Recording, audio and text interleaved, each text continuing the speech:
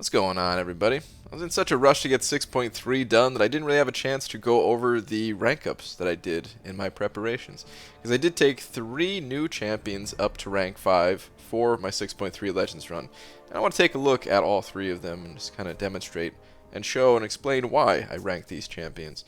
So the first one is going to be Colossus, and this Havoc fight that I'm about to click into, this was one of the reasons why I ranked up Colossus. Even before I did my planning, though, I knew I was going to be taking Colossus to rank 5. Quickly, I'll just kind of explain why against this Havoc. Havoc, I mean, the way Havoc works just in general, it's not necessarily this Havoc in particular. Just against Havoc in general, you want an armor up. Otherwise, you may suffer the detonations or whatever they're called. That yeah, makes you take a lot of damage against Havoc. So if you have an armor up, you can of course prevent that damage, and when you prevent that damage, a lot of the threat of Havoc goes away. So I wanted to rank up Colossus for that reason, but Colossus is also just a monster these days. Let's go ahead and pop into Realm of Legends real quick, and I'll show you exactly what I'm talking about. Because like I said, I was going to rank Colossus, you know, before preparing for 6.3. So first thing that I want to explain here is why you're going to see him do so much damage. There's a couple of things that all stack on top of one another. You can see this top section here, personal armor buffs. Yeah, gives him some armor up. Here we go. Additionally, for each armor up buff Colossus has, he gains an additional 65 critical damage rating. So that adds up. You know, it's not a ton, but it adds up. We need some additional attack, though. How are we going to get that additional attack? Well, that comes from his heavy attacks. There's actually the top 2 sections right now. The top one says special and heavy attacks. Attack rating is increased by up to 46-48 based on Colossus's armor rating. It's quite a bit. The second section there, heavy attacks. If the opponent has a stun debuff, Colossus's heavy attacks have a 100% chance to purify the stun and grant a passive fury, increasing attack by up to 81-34 based on Colossus's armor for 3 seconds.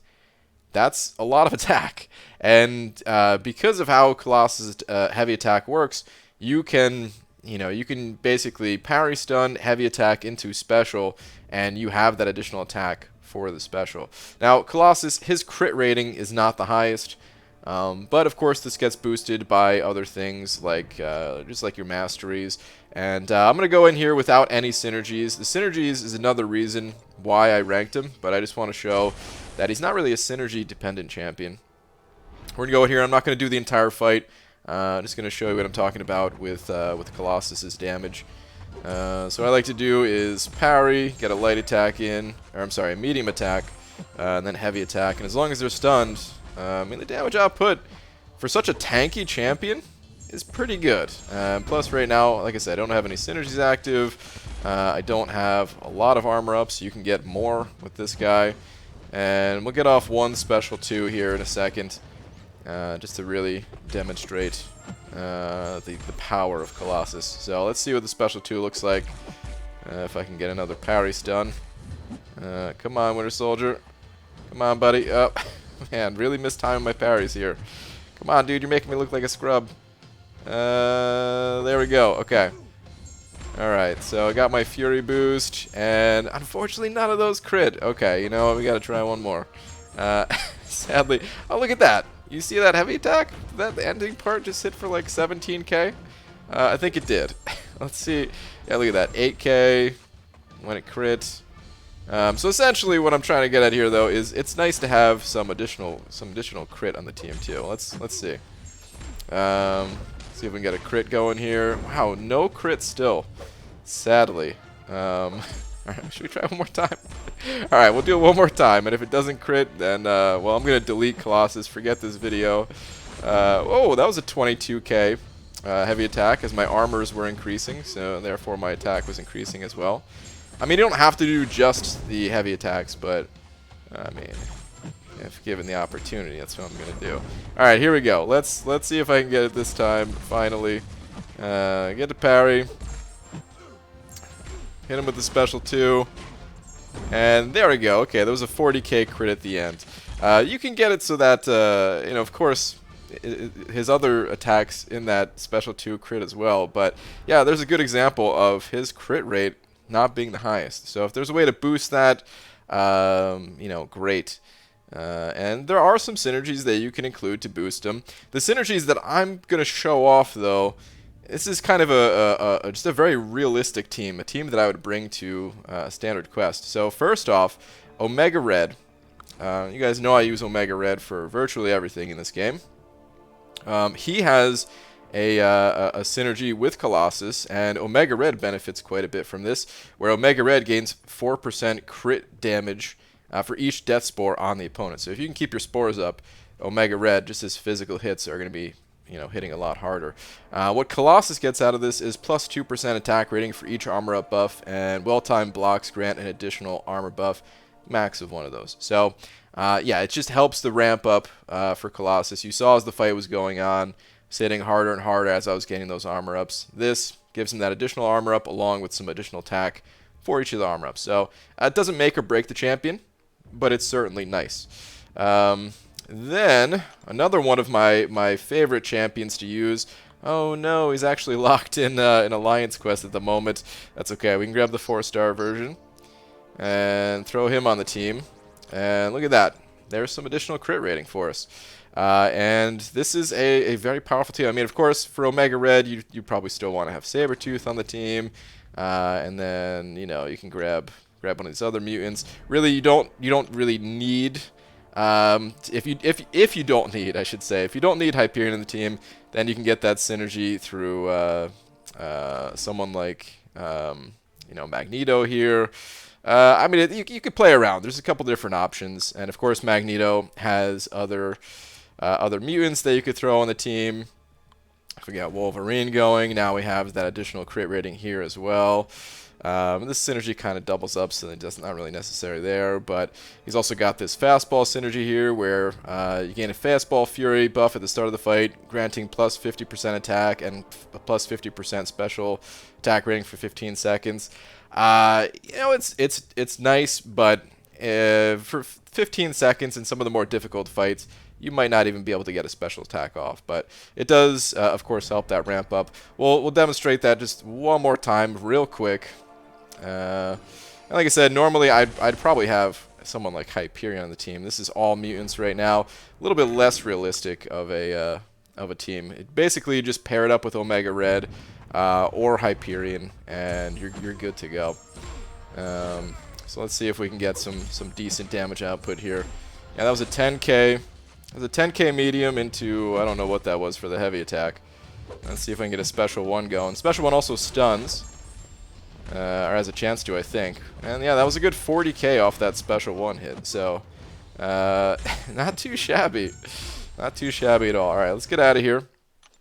And one final reason that I will say, and this is probably the biggest reason of them all. I just kind of want to show that he was more than just an immunity champion. But, of course, we have to talk about Colossus's immunities.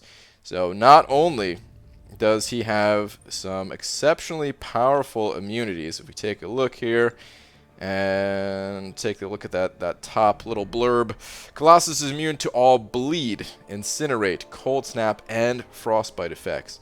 Additionally, if he's not fighting a tech champion, he's also immune to armor break and armor shatter debuffs, which sometimes can be nice, but I think it's really more about the bleed, incinerate, cold snap, and frostbite.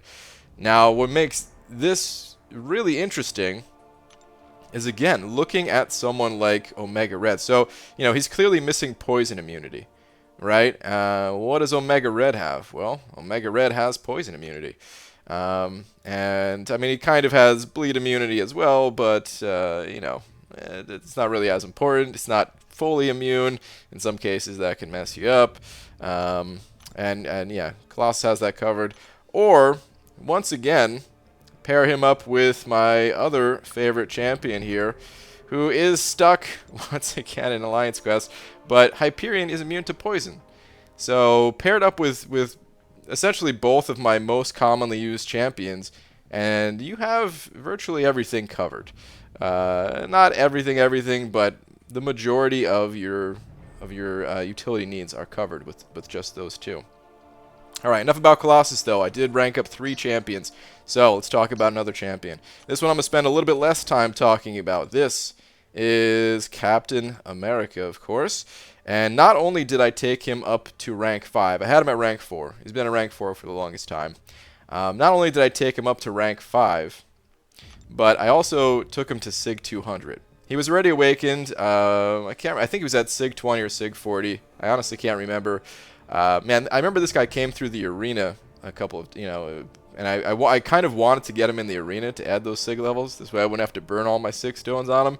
But I ended up burning all my Sig stones on him. The only reason I even had the Sig stones is because of the Black Friday offer that we had recently. So I took all those 5-star Sig stones, chucked him into this dude, and yeah, now he's Sig 200, and he's a beast. He's definitely a beast. I mostly took him up for utility. We can take a look at the quest. There's a couple of quests that I took him up for. Let's go ahead and pop into one of those in the story. It's a little bit harder to demonstrate why I rank this dude, just because it's not that easy to get to some of these fights to show you what I'm talking about. So this is 6.3.1, and we have a fight here.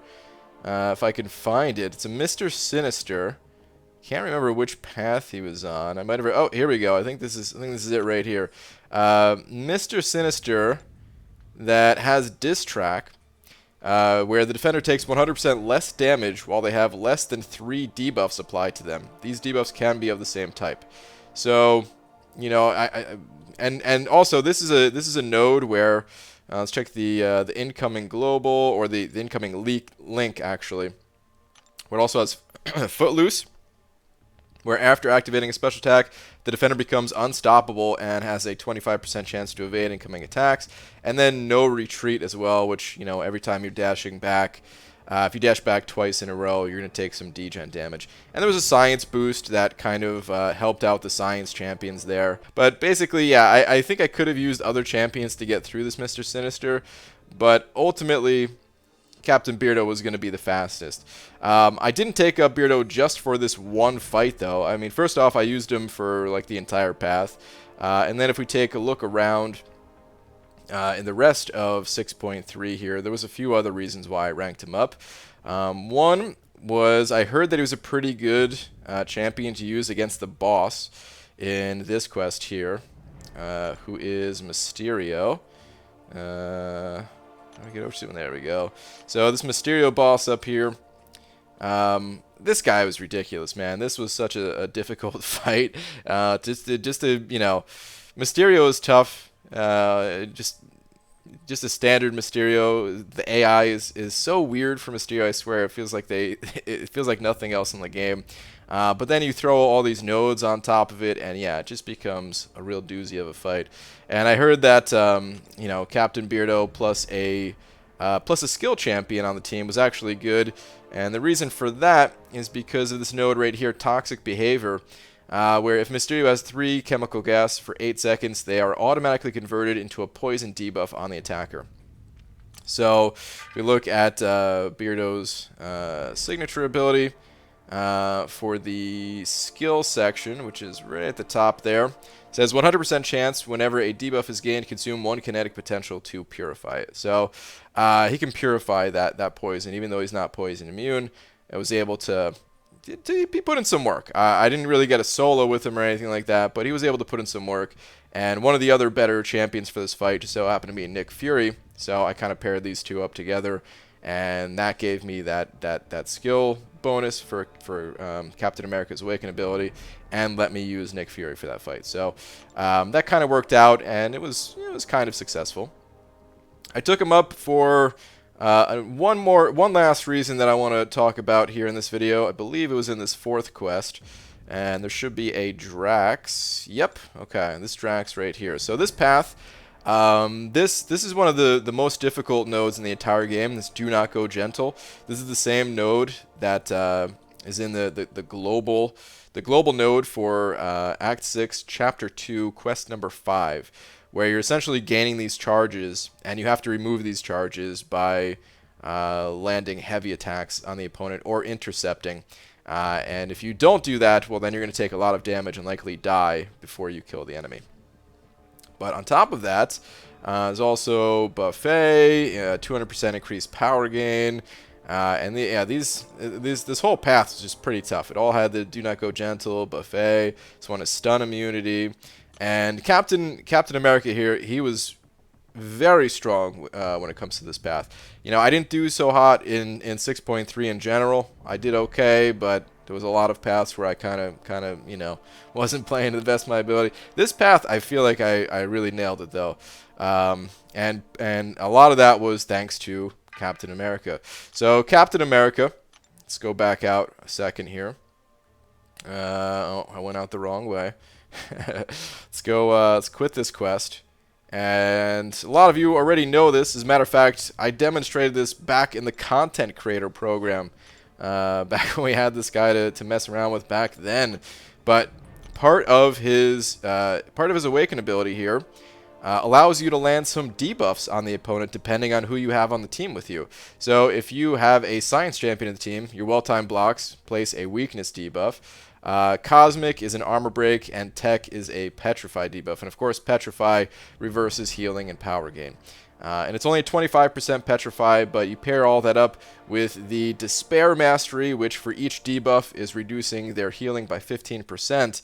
And you know, if you get the right team going here, I'm just going to throw in some random champions. This is not the exact team I was using, but you know, if you throw in these different champions here. And get all the debuffs going. It helps out a ton for that fight. As a matter of fact, can we just pop into the quest here? Maybe we could do it. Actually, hold on. If we're gonna pop into the quest, I want to grab my last rank up, throw him on the team, because he also has a synergy with Captain America here that is going to increase the duration of weakness, fatigue, bleed, and petrify on the opponent. Now, I actually don't have any points in the Despair Mastery, so probably not going to get a kill on this guy. And I'm also in the wrong quest. Professional YouTuber here, man. In the wrong quest. Let's pop in the right quest. And yeah, I'm probably not going to get a kill on this guy, because again, a lot of the healing reduction comes from the Despair Mastery. You're stacking a lot of debuffs on the opponent, and all you need is 7 debuffs, and then all of the healing is completely shut down, and then any Petrify debuff from there is actually just reversing that healing. Something else I did for this fight is I also removed the Stupefy Mastery. You're going to see I have Stupefy maxed out right now, and the parry stun duration, it's as long as you'd expect. But if you can shorten that by removing the Stupefy Mastery, then that actually helps out quite a bit. Alright, let's see. Parry one more time here, maybe. Oh, didn't mean to parry that time, actually. That was an accidental parrying. Yeah, I'm not going to be able to reverse the healing. Well, he still does some pretty decent damage on his heavy attack. But the whole game plan here, and if you go back and watch the Legends Run video, was that, yeah, I was essentially not hitting him a ton, because you see how much power this Drax gains. You know, he's gaining a ton of power just on the heavy attack alone. That's a full bar of power. So what I was doing was mostly just stacking these things up, and then allowing the Petrify to do most of the work, similar to what you would do with Void. And then of course his L2, we can't move on to the next champion without at least one clean L2 here. Boom, some good damage there. So yeah, Captain America, he's a fantastic champion. Happy to have him on the team. He may also come in handy. Back out of this quest. I have a little bit left in my itemless adventure for 6.2.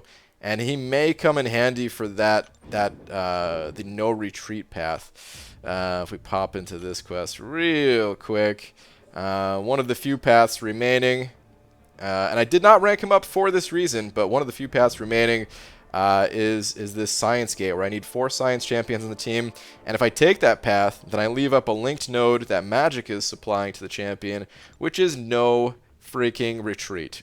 Which, man, it sounds like the worst one. I haven't even tried it yet. It probably is the worst one on the champion, where you just can't dash back twice in a row, basically, or else you're going to take a lot of degen damage. And it's based off of the defender's attack. So, of course, the champion, he boosts his attack like crazy. You accidentally dash back a couple times in a row, trying to get out of the way of his specials, and suddenly you're dead. So, yeah, just being able to block those hits with someone like Captain America, that's going to be quite nice. Speaking of Itemless Adventures, let's talk about the quest before that one. That is the final quest in 6.2. Let's talk about 6.2.5. And this is one of the reasons why I ranked up Iron Man here. So, I have 3 paths left in this quest, and they're all the gates basically, all the class gates. These things are brutally difficult. So yeah, there's this one, of course, you need 4 tech champions, and I was really close to getting through this path. Super close to getting through it.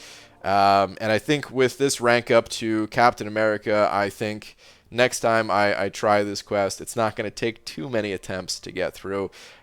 He's super sustainable. I'm not going to show it off in this quest just because it is so hard to do, especially while talking. But we'll pop into Realm of Legends real quick and just take a look at his stats, really. That's all we really need to see is just the dude's stats. And yeah, they're crazy good. For defensive purposes, at least. So let's just take a look at the base stats. Wish his health was a little bit higher, but that's all right. Actually, offensively, we need to take a look at that first. Look at his crit rating, man. 32.1%. Like, that's super good for a champion that is supposed to be more of a tank champion, I feel.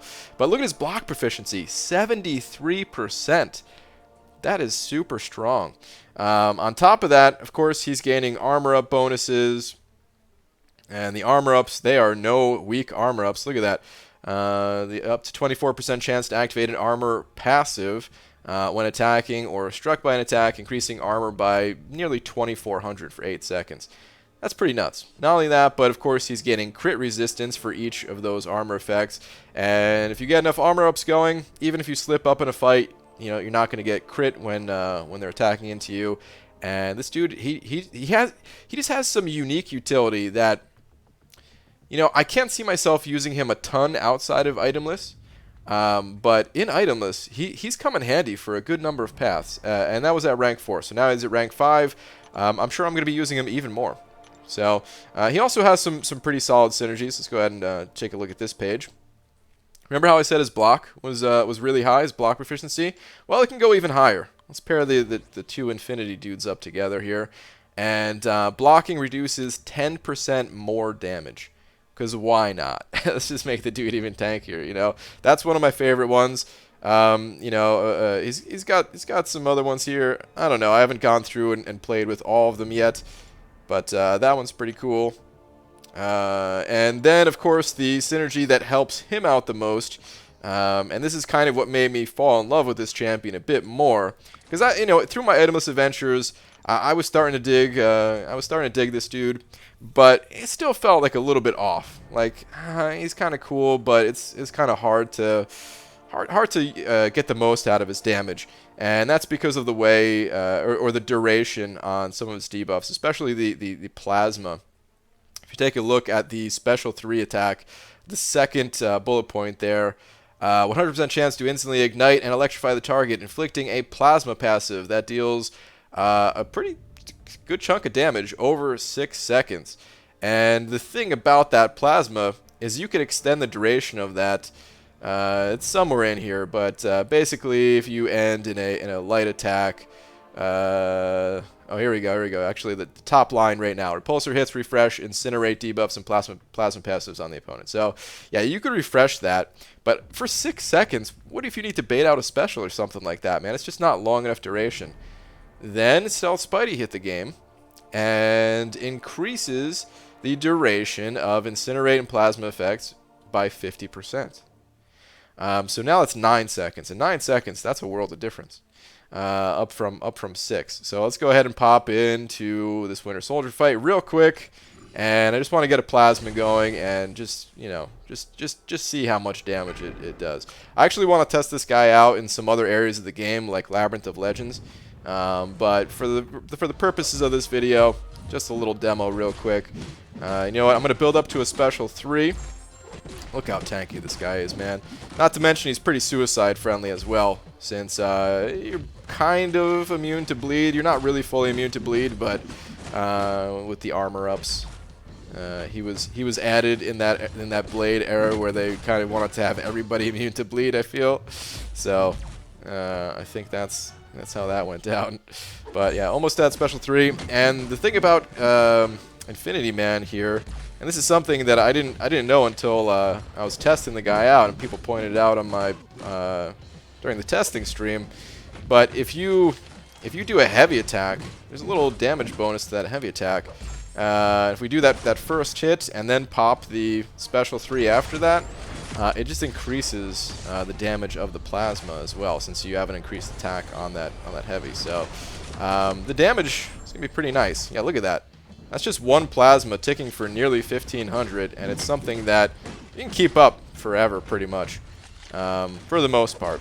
And look how little power he's generating too. That's my other favorite part about this guy is, like, man, Winter Soldier here, he's really not gaining a lot of power.